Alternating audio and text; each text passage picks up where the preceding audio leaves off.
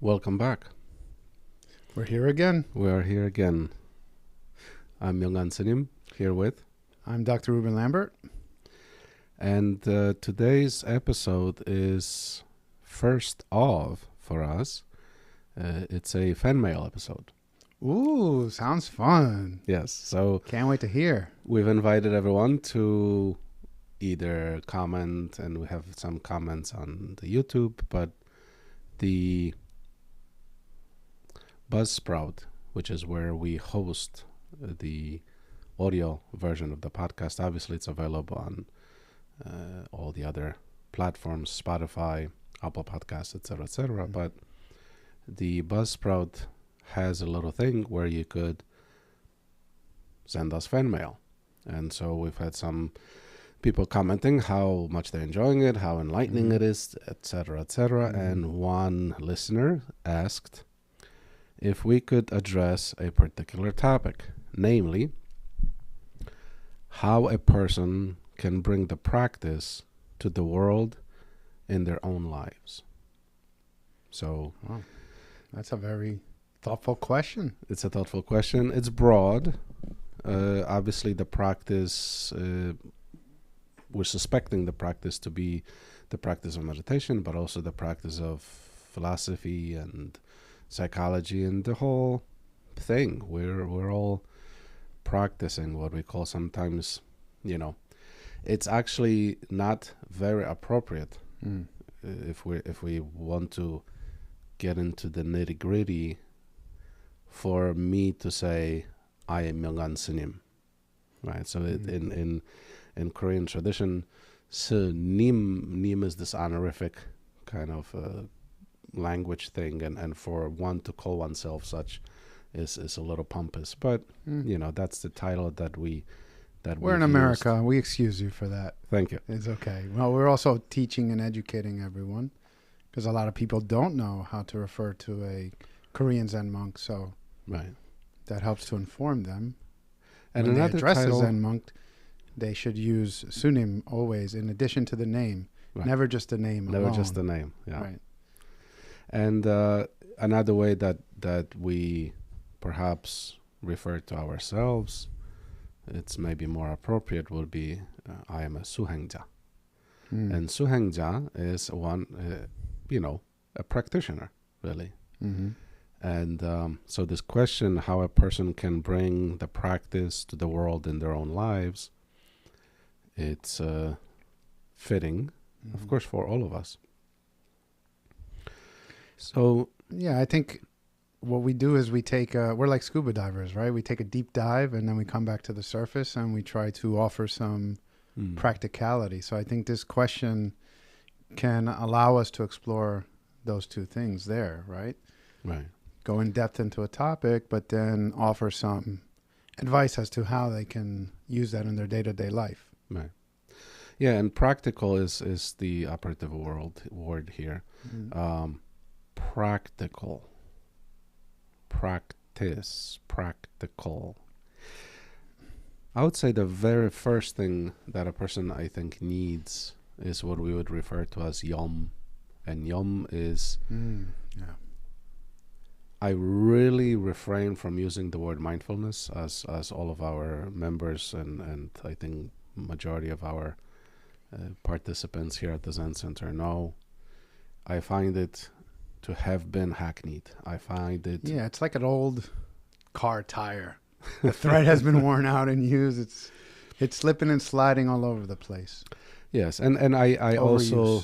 Yeah, I also word. use in our Dharma talks and I use largely Korean terminology to introduce it for people to perhaps become more familiar with the Korean Zen tradition. But yom essentially is mindfulness. I refer to it as wakefulness more than I do mindfulness. Wakefulness. I was thinking remembrance, like a deep, profound remembrance. Right. But wakefulness is Wakefulness in that, a little bit of a cliche thing. We are dream walking, sleepwalking through our lives, zombies largely. And to be wakeful, to be awake is to participate in this very moment in ways that are intentional. The sleepwalking, if you will, means that we are almost governed and controlled by a remote control, and that being perhaps our karma, largely our 고정관념, our fixed perspectives, our upbringing, etc., etc. And of course those things are parts of who we are, but we ought to be awake and intentional and conscious in how we govern our lives and what steps do we take. Sometimes that means literally what steps. So there's walking meditation, right? Really kind of feeling the earth or the ground under your feet, feeling the change of the weight, the movement, which toe is participating, which foot is participating, which muscle is participating. So it's not just mindfulness in the sense of I am aware of the thing, but we have to go deeper. So it's wakefulness and sort of inspection almost. So this is the first. If we were go to the practical step-by-step thing, I would say firstly, a state of wakefulness is a requirement. Having said that, easy said, not so easier easily said than done. right? Yeah, Even that phrase is a cliche. sure. It's almost like an excuse. Easier said than done. Yes, That means, oh my goodness, that's not for me, or that's so out of my reach. right. Well, Yeah, that's it where is I an think excuse I at think times. then we have to refer back to the concept of suheng, as you referred to earlier, suhengja, right? So even for the practice of yong, wakefulness and remembrance or mindfulness, you have to set the intention in your mind. And so this is the starting place. This is the ground in which you plant that seed that will direct you towards it's purposeful action versus mindless action. And that is something that completely changes your world. And I love to give examples where people just observe any random act. Let's say another person shaking another person's hand, or another person eating, or another person tapping somebody's back. Just because you see that action, two different people can be doing the same exterior action, but the inner world is completely and totally different. Right, I say that in meditation Yeah. classes all the time. Mm-hmm. Someone could walk into the meditation class and they see a group of people sitting, and a person would say, look at all these people meditating. Right. They're sitting down. They're looking on, externally speaking, they're looking like they're meditating. But what is going on in their minds and their thoughts and the actual state of their mind? Are they meditating, or are they sitting around just watching their ponne, watching their mind noise do what it does?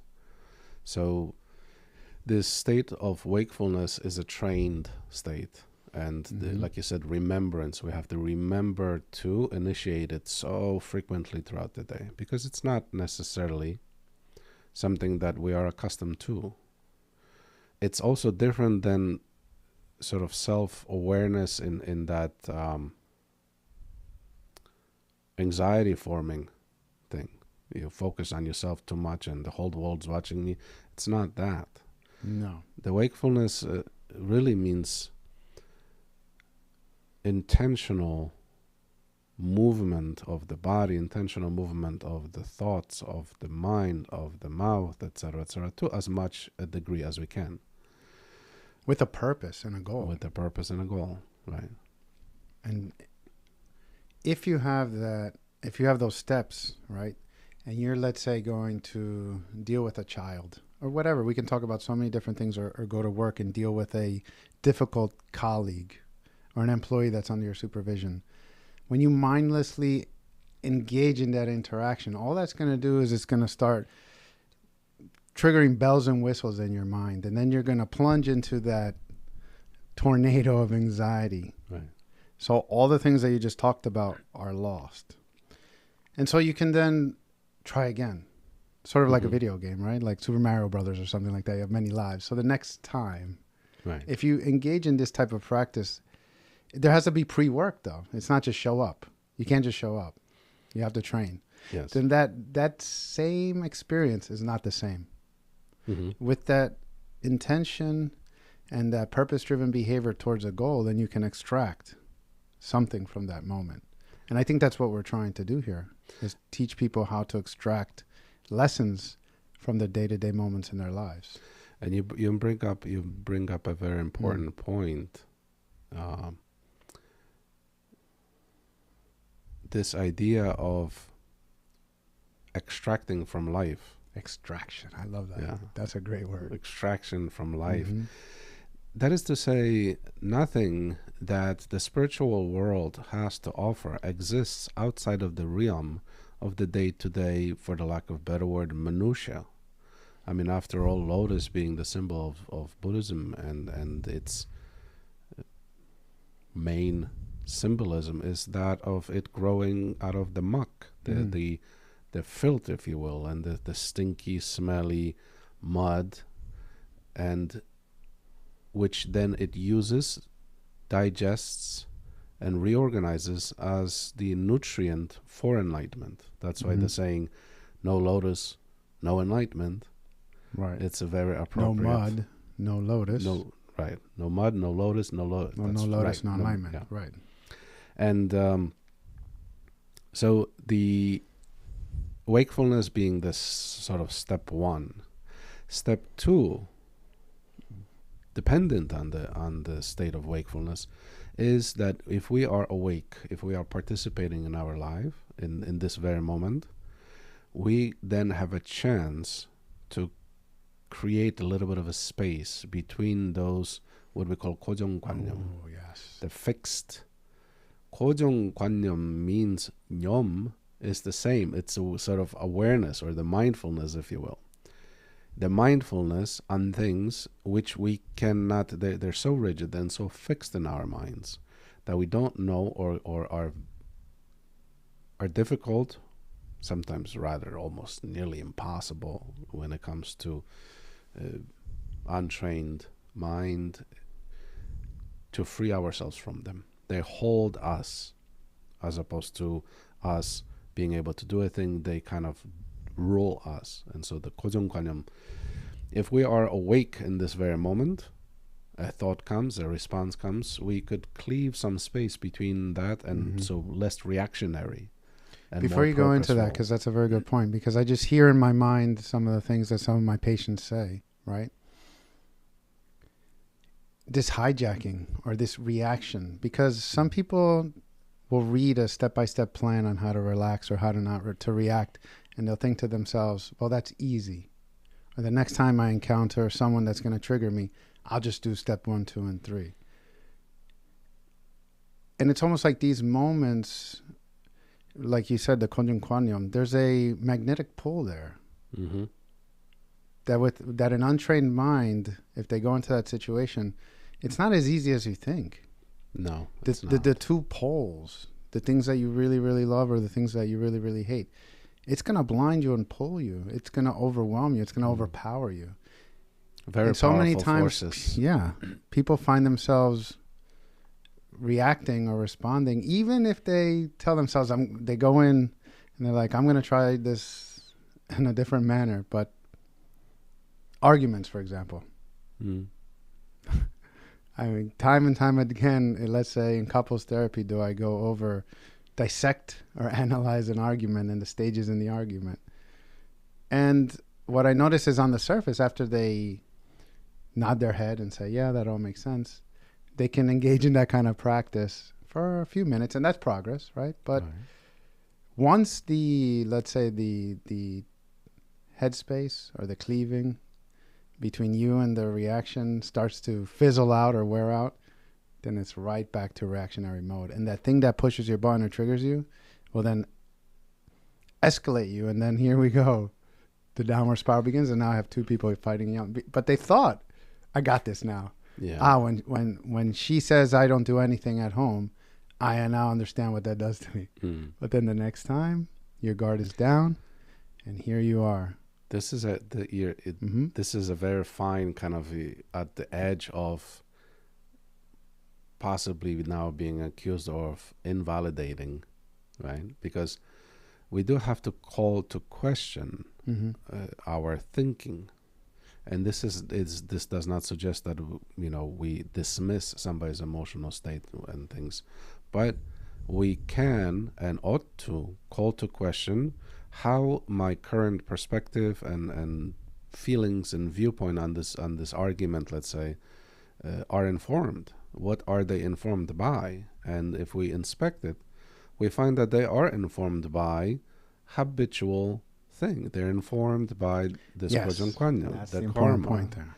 They're informed by a never erased list of transgression that the other side have committed against, and so an argument begins at this very moment about a situation here, but it gets weaponized, and the bombs and the bullets and the slings and arrows that are thrown are procured from the past. Last year when we did this, and I asked you to do this, and 13 years ago you did the same thing, and it drags magically the whole past credit history of the person into this very moment, and then the accusations, and then very quickly then what happens is the point of the argument, if there was ever a point of argument, but trying to arrive at some understanding, is forgotten, because emotions are the old dead wood is added to the fire, and then a person's engulfed, and they cannot make heads and tails. And of course the emotional experience is very real at the time. We're not trying to rob anybody of the validity of the experience, but we do have to mount some defense, as if in court this thought comes up, and I say, well, on what grounds are you is the prosecution presenting this case? And we could inspect it and find, as we frequently do if we do inspect it, that now the things that are informing it are such fixed perspectives. Yes. Rooted in something so severely that flexibility is not a thing, freedom is not a thing, the actual living of life right now is not a thing either. We are in another world. Essentially, like you said, it's a dead moment, right? Because it's fixed and rigid. Something that was shaped by the past, which no longer exists here in the present moment, doesn't take into account the reality, doesn't take into account the genuineness of this moment or this interaction. So it's doing a disservice on many different levels to this exchange that you're having with the person. But I also want to point out that, because some people might be hearing this and think that, oh, this might be something easy that I can take on. I just want to say, not that it's not, I don't want to say also that it's difficult. I don't want anyone to get discouraged, but I do want to point out that it does take effort. And practice and train. It's training. That's why you need that wedge that you were talking about, that suheng, because what is it? Trigger reaction happens so fast. And then you're waking up and there's a hole in the wall. Right. And then you're coming to and you're saying, what happened? And then you trace back your steps, and your knuckles are bleeding, and then you realize, oh, that's my putting the hole in the wall. And because it's the low-hanging fruit, or there's been already, imagine a pathway through the woods that's been worked on for so many years, right? So much effort. It's there. It's clear. You can just go. And then now you learn something new. And this links to neurological pathways too. This has been that's supported the neuroplasticity business. Science. Right now you want to change that habit. It just doesn't, you don't just have a experience over here in the prefrontal cortex and say, that makes sense. And then all of a sudden it's going to just, all of the wires of the brain and hormones are all just going to fall in line. No, there's going to be some resistance, because now you have to carve out a new path. And again, that takes effort. Or I like to say, suheng. You have to put energy behind this with intention, with purpose, with wakefulness. Right. Yeah, it is. So if,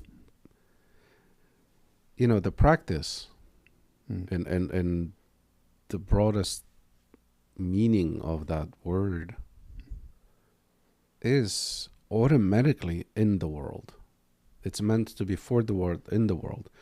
The visions that are created, this is the covert work of our ego mind. There's that little ego. There is. Check out the last episode if you didn't tune into that. Let go my ego. It is the work of it. It makes us feel that my inner world is uniquely mine. That's for one. And that my suffering is uniquely my suffering, and that my experience is uniquely my suffering and my experience. That's not really the case. We are what we call Chungseng, living beings. And we are then capable of the broadness of the spectrum of human experience, as is the other person. Our world, namely my individual world, my life, and the world at large, are in fact no different. And if you sit in meditation and you're training, maybe you're trying to overcome the discomfort in the body, your legs falling asleep, your back is aching, etc., etc. And so as you sit in meditation, you have to know that the fidgeting of the body is the fidgeting of all life in the universe. And that constant wiggle and fidgeting, if we zoom out and look at the world, that is the external world. It's constantly fidgeting. And our body is constantly fidgeting. And whether it's in just simply sitting in meditation and trying to stay still, but while you're doing that, your heart is fidgeting, your lungs are fidgeting. The armies of intestinal bacteria are just having a party down there. And so much of this is internal, but it is external. We have to understand that the murmur of our mind, as you're trying to sit and meditate and focus your mind on object of your choosing, the murmur of the mind is the murmur of all minds. It is the murmur of the world, constantly murmuring. And we also have to understand that if you are sitting in meditation and you are able to get some tranquility and peace, that is the Buddha.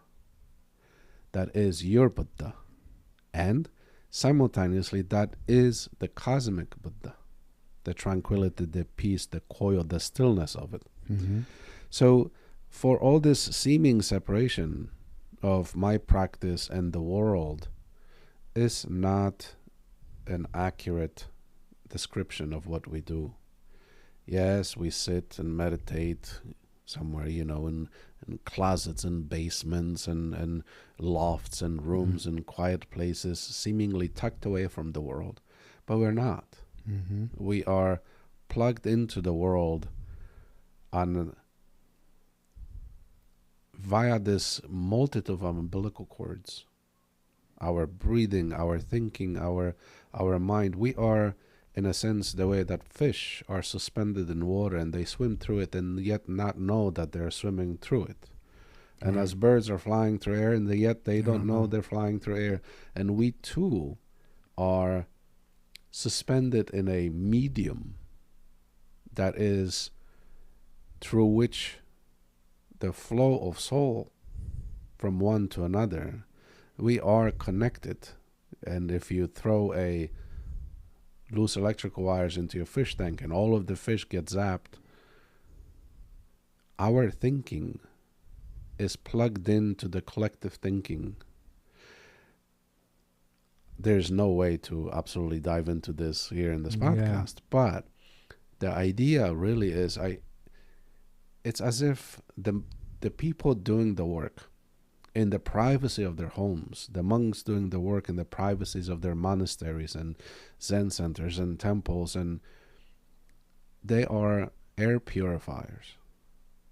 And if we are all oozing, as we are, some pheromones out into the world, we are also oozing out the content of our minds and our thoughts.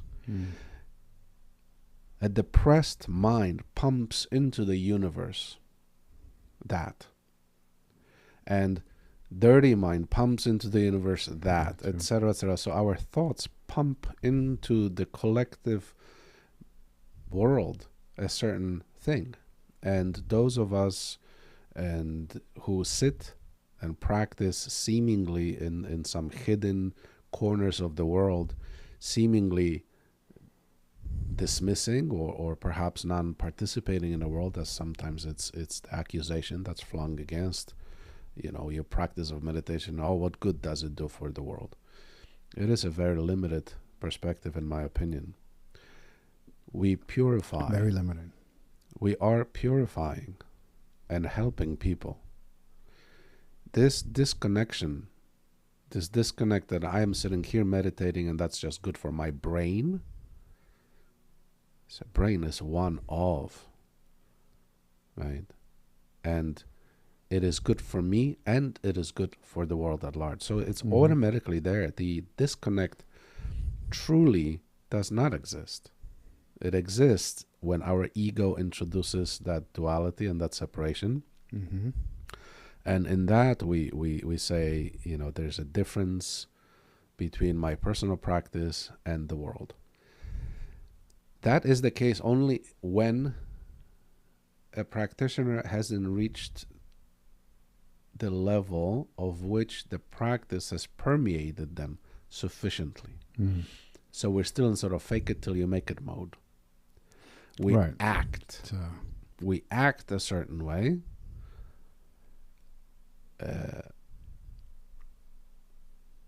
Kind of, it's not necessarily pretend, but it's almost as if we do pretend. And there's perfectly nothing wrong with it. I think it's a starting place for many people, right? It's fake it till you make it is a perfectly perfect way to conduct yourself. If you haven't the tendency, if your character is not that of natural compassion or thoughtfulness or whatever, as we are, people have different idiosyncrasies. Fake it. Fake it, fake it, fake it until it becomes reality. We have ipsum su quo sum su, which we could talk about perhaps another time. What you say becomes reality. What you think becomes reality. And the more we saturate our minds with a certain state of being, that radiates out of our body. It comes out of your pores. But I think people in the early stages, when they're going to practice something that doesn't come naturally to them, it's sort of like let's say a garden, and you only have weeds there. So if you randomly go to the garden, close your eyes and try to pull something out of there, you're just going to pull a weed, right? So you have to fake it in the early stages to start to plant these new seeds. Right.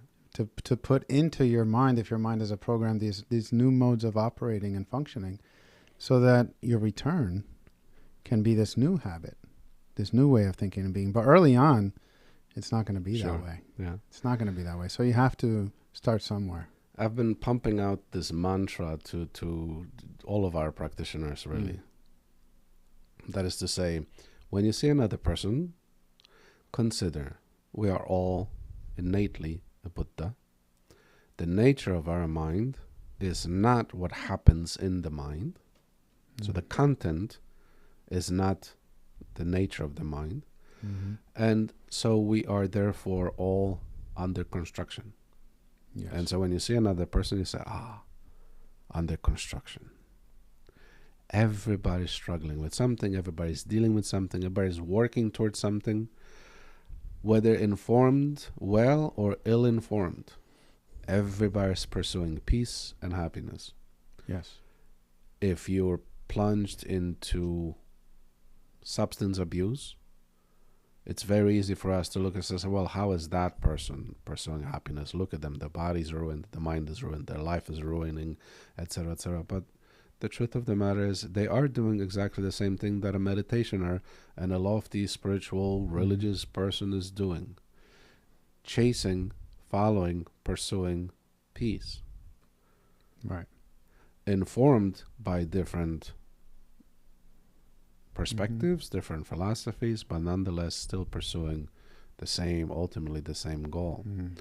And then we say, the maturity. So yeah, if you are starting off, fake it till you make it. Keep at it, keep at it, keep at it. The second part of this mantra that I've been suggesting for practitioners is, as you look at the other person, you say, under construction, because now there's no more horrible an ego than the spiritual ego, because it's got its feet in heaven, in religious thing, right? It's looking down from the ivory tower, yes, and just saying, look at all this schmuckery down there. Yeah. And so filthy rascals have no idea what's going on. Right. And so the second portion of that mantra is, you look at the other person, you say, under construction. And then you remind yourself, me too. That is a very important step. Right? So I am working at things. I have to acknowledge that. I have to know that. They are working at things. I have to acknowledge that, and I have to know that. Everybody's working on something. I saw a splendid way of translating, I believe it's the MyongAhn Sutra, where Chungseng were translated as, the sentient beings were translated as enlightening beings. And so that's a fantastic way to look at it also. You look at everybody you come in contact with as an enlightening being. Yes. They are a bodhisattva in your life. They're teaching all the time something. They're teaching your patience. Yeah, I use a story often when I do workshops about Songja Donja. And this person was a young monk who really exemplified this concept that you're talking about here right now. He took it to an extreme. Literally anything he came in contact with became a teaching. So, if he saw a tree, then he bowed to the tree. If he saw a rock, he bowed to a rock. If someone came across him and cursed him out, he bowed to the person. And people would wonder, what is he doing? Why is he doing these things? Well, like you said, if a person's cursing you out, how else are you going to develop patience? You don't develop patience swimming in a pool, eating filet mignon and caviar. You're happy there. Right.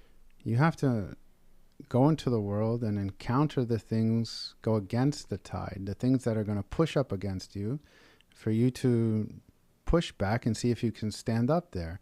And it's in that resistance where there's growth. So when you encounter somebody that's challenging you, and you think, like you said, this is my bodhisattva of patience. This is my moment or opportunity for me to pull out the tools that I've been learning in my meditation class, in my readings, wherever it is that you're learning to try to elevate your consciousness.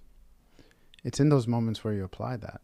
Even if you trip over a rock and stub your toe. I know you have Songja Dongja, you bow to that. Right. Yeah. And say, thank you. I've learned. You've taught me something. Because if you don't say thank you, you have that bangpyeon, or that metaphor of stubbing your toe on the table, right?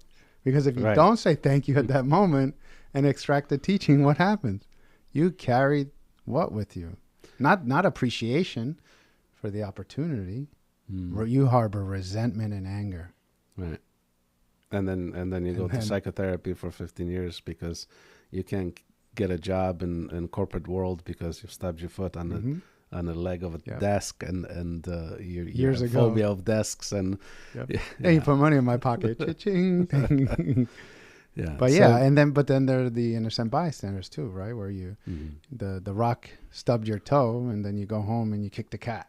Right. What did the cat have to do with it? But you're just now displacing that resentment onto an innocent bystander. So the practical stages, I would say, first, wakefulness. Yes. Be an active participant in your life. Just be here. Here. Now. know what's going on. If you could do that, actually, if you could do that, you're done. If you could completely participate. Don't be like a right high now. school student in a algebra class with their head down, completely snoozing. Right. When they wake up, they're like, "What in the world just Snoozing happened?" I had Snoozing no through life. idea what just happened. And when we are participating, we can see the fork in the road that presents itself every chala, every moment of our lives. There's a fork in the road with multiple roads, in fact, that we can take. If we are not awake, what we end up going is down the road that is habituated. The habits of behavior, emotional habits, psychological habits, behavioral habits, whatever. So we just pulled, as the Pop Kugyan Sutra, tells us, is the village that is swept by a flood in the sleep at night, when you're asleep, your whole life could be swept away by the currents of this flood, and this is how we frequently go through life, swept on the currents of our karma, of our kojong kwanyom. And so if we have the wakefulness, we are now a participant. If you are participating, you have a chance to either alter the trajectory or to at least have that cleaving of separate your reactionary tendencies, as we do have. I visualize like the string of you attached to the the moment that is pulling you, and you say cleave. That's like the knife coming, Just and cut cleaving, it and open. cutting that Freedom. that tie, freeing you and releasing you from being dragged through the mud, essentially giving you freedom. And I do want to say one more thing too: is people that are practicing this, you might not get it every single time, Right. and then that creates another fork in the road where you have to now use wisdom. Am I going to now think to myself, I failed again? And then what are you collecting there? Then the next time we do that in meditation, right? Like if you've lost your object of meditation, don't dwell on it. Because you could spend the rest of your life dwelling on it. And then Where the next opportunity is available immediately, the next Right after. following moment. Yes. So just like ants, if you kick over an anthill, the ants won't stop. Like and they'll nothing. look up, it's like, Yeah. I just built that, right? I can't believe you with your big size shoe, it's got knocked over, and they just roll right and get to up. it, as if nothing in a sense almost happened. And this is how we practice. It's not dwelling on it. It's not mourning. It's you just one after the other, and it prevents burnout. It prevents kind of ego, right? Because look at me, I've been able to do it 17 times in a row.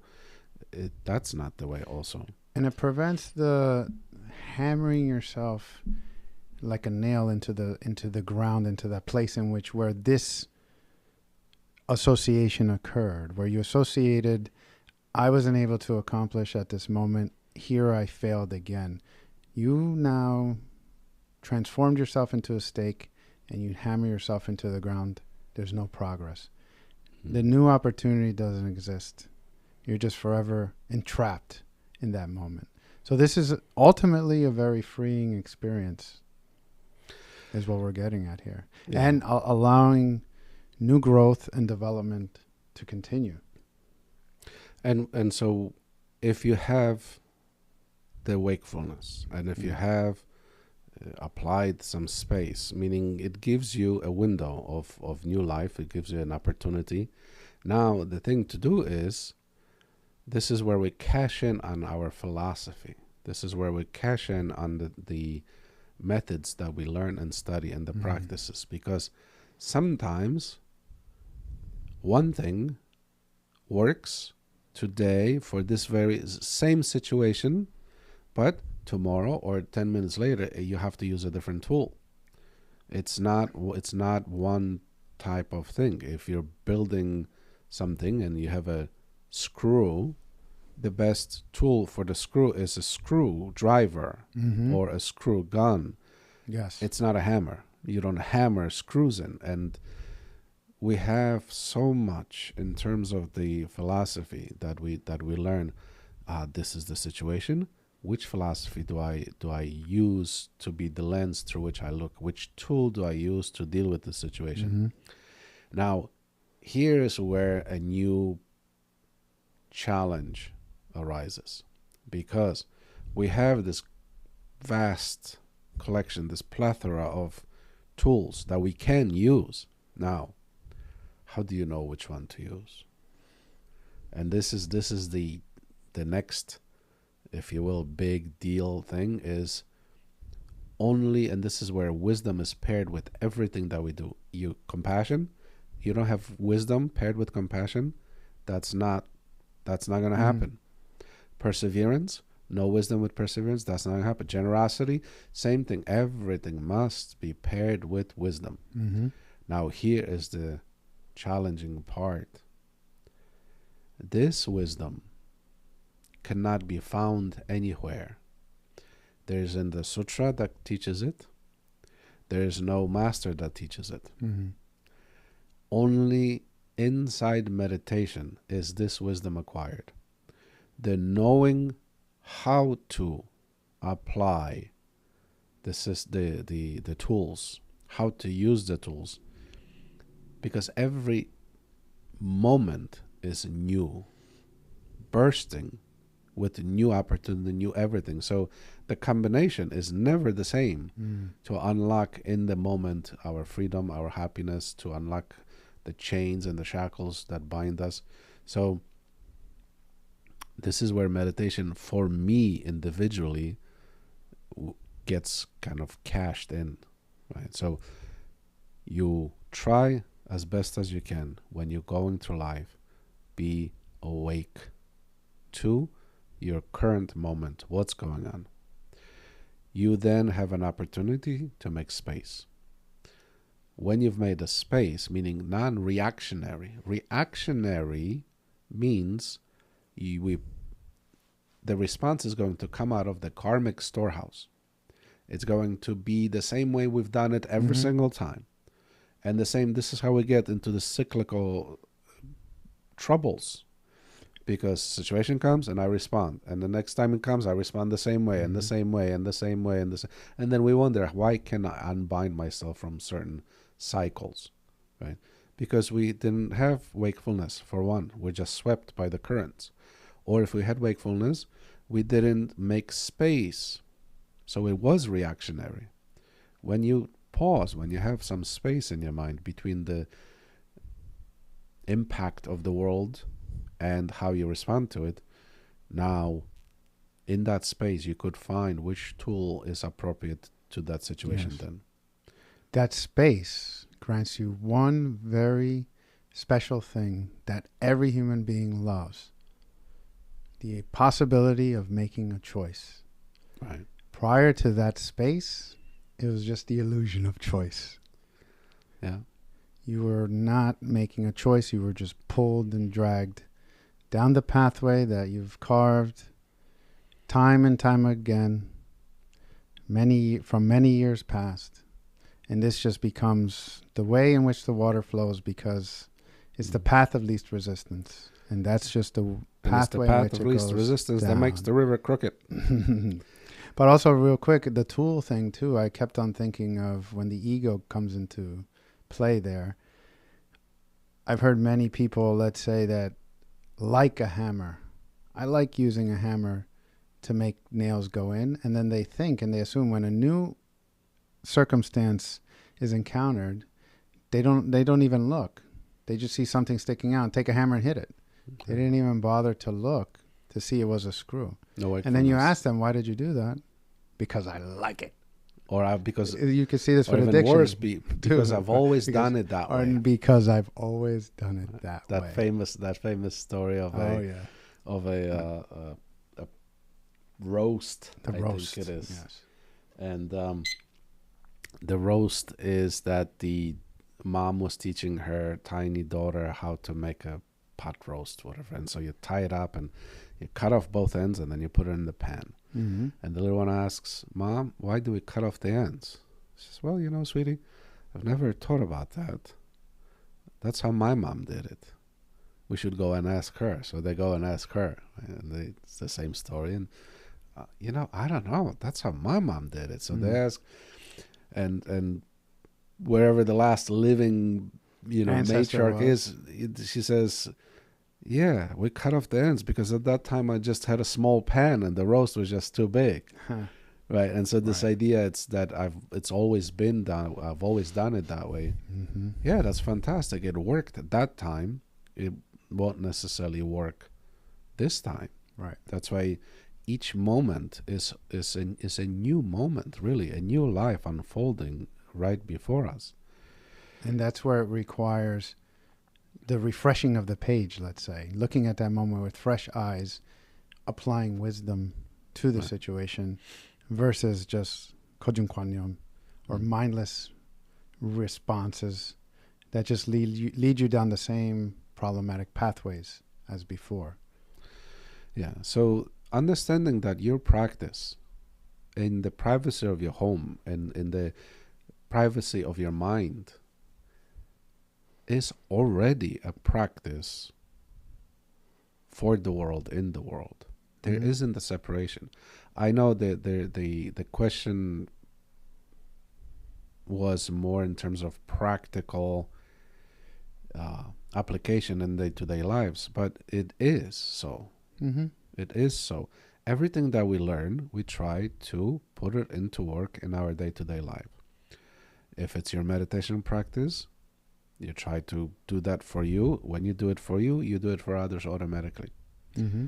If it's your practice of patience with your coworkers, that means it's also automatically a practice of patience for you. This one-way street thing is non-existing. Mm-hmm. I do for you, it automatically means I do for myself too. If I have an itch in my foot and I go to scratch it, after having scratched it, I don't use my other hand to applaud the scratching hand to say, well done for tending to my foot. Mm-hmm. Right? We tend to the world. Where is the world itchy? Where is the world achy? Where is my body itchy? Where's my body achy? And in as much a natural way as we can.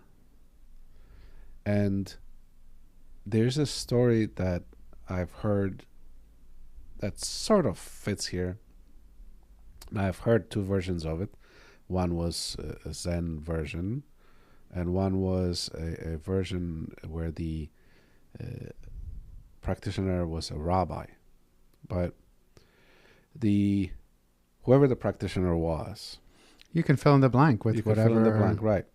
Character speaks to you. Yes, his disciples thought that sometimes he would disappear, because when they would go looking for him, they couldn't find him. And so they thought to themselves, they never confronted him about it, but they thought to themselves, he goes to heaven. That's why we can't find him in his room. And that's been sort of the perpetuated rumor for a while, until one of the disciples says, that's it. I'm gonna expose him as a fraud, right? Goes to heaven and disappears. What do you mean? So he hid himself in the room of the practitioner, right? Well, I'm gonna say the master, in whatever master, imam you want to have, or whoever, right? So he hid himself in the room of the master, and he saw the master put on regular clothes as opposed to like his robes, and leave. And so he stealthily followed him, and he saw the master take an axe, and saw the master go into the woods and chop down a tree and cut down the tree into firewood. And then he took that firewood to a decrepit little house somewhere on the outskirts of the village. And he went there, and there was an old woman who couldn't help herself to the thing. She was unable to. So he did so, and he would make the fire and mumble his prayers as he normally does, and then he would return to the monastery. And this disciple who's discovered this didn't want to tell the other disciples about it. And so he kept it to himself. But every time he overheard the other disciples say, oh, Master's nowhere to be found. He must be in heaven. He thought to himself, in heaven, I think, higher. Higher than heaven. This is where the disconnect between heaven and earth lies. Those two places usually pitched at such great distances from one another. And then we read the sutras and they say the thinnest hair is the distance between hell and heaven. Yeah. Right? But also so is a single thought. And again, the single thought is the distance between my selfish understanding and the understanding of how my practice plugs into the world automatically. If we inhabit the teachings, if they perfume out of our bodies, and that happens by repetitive practice and training, we walk through life perfuming the world with who we are, with the state of mind that we carry, with the principles that we try to embody. And what diligent practitioner is a practitioner that goes into the world and does not put on another face, a facade that sort of supposedly needs to match. Look at me. Right. Look at how high and mighty I am. Yeah. How You holy do your work. You do your work. Put that work You in. do your practice. And wherever you go, that thing comes with you. Sure. So I would say focus on the diligent practice in your headspace, if you will, in your individual life. And that will automatically, because we cannot live disconnected from the world around us. So that reminds me of the one of the first organizations that we created. It was called World Peace Through Inner Peace. that's right. All right. And I think that's a beautiful little cliche statement there, right? But it falls in line with what you're saying. And also the world is like a Rorschach test. You want to see the beauty in others, you have to see the beauty in yourself. Because these eyes look outward. And you see what you feel. Yeah. And so if you're in a state of turmoil, if you got so much on your plate, there's no room for anything else. It's like having sunburn on your skin. The slightest touch is going to create deep pain. The smallest thing is about another person is going to bother you. And you're not going to be able to see their good nature. You're not going to be able to see their Buddha nature. You're just not going to have room for that. We have we have so many stories. There's that splendid story of a fella moving into a new neighborhood, a new town, and stops a person on the street and says, "Excuse me, sir, how are the people in this town?" And to cut it short, eventually finds someone and says, "How are the people in this town?" And the person asks back, "How are the people in your town?" Right? Because when he stops, people say, "Oh, people are kind and generous and warm and helpful." And somebody says, "Oh, people are grumpy and selfish and angry." And so when he finally encounters some wise men and he asks, "How are the people in this town?" and the response comes back, "Well, how are the people in your town where you come from?" And he says, "Oh, the people in my town, they were angry and upset and this and vile and this and that." And he goes, that's how the people in this town are. Right. Because it doesn't matter. Yeah. You bring it with you. Change your mind, change your life. It reminds you of the Grinch. Yeah. The story of the Grinch Who Stole Christmas. That village, the whole village in that movie didn't change. Everything was as is. It's the Grinch that changed when he saw the peace and the beauty and the love in that little girl's heart. Then he saw that within himself, and then everything changed after that. It was an avalanche of selflessness. Nothing changed. The work, it was the inner work where the transformation occurred, and then when he came out of the depths of his soul, you come back and you see the world anew with fresh eyes, and you're able to see beyond your own ego. And then you're able to tap into the human nature or the Buddha nature or the Christ consciousness the universal mind, the divine, Yeah, whatever you want to say. call But it. all of that can only be done when you do the inner work and transform the depths of your consciousness to free yourself from the tethers of your old, rusty, stale ways of thinking and being and acting. Cliff notes. Cliff notes. Stay wakeful. Stay wakeful. Stay wakeful, my Don't friends. sleep. Don't be a zombie. Don't be a zombie. Stay wakeful. If you have a chance, pause. Sift through the tool bag that you have, and then use the appropriate tools with wisdom. Or if you're having the time for all of that, just think to yourself, under construction. Yes. And Me too. Until then, Yes. take care of yourselves and each other. Yes. I'm MyongAhn Sunim. Thank you. I'm Dr. Ruben Lambert, from my heart to yours. Also, you can find me at Wisdom Spring Wellness on Instagram and at wisdomspring.com and at Wisdom Spring Wellness on YouTube. Please subscribe and like. Leave us some comments. And if you like what you hear, remember, spread the word, pass it on. Thank you very much. Thank you very much. And thank you for the fan mail request. Hopefully we got more. These are our enjoyable. chit-chat was helpful in some way. Mm-hmm. All of these topics are so broad that it's very difficult to make them concise enough. So maybe episode 1 of, 2 of, 3 of, who knows? Yes. That's what we do on Fridays. Mm-hmm. Until next one, take care of yourselves and each other.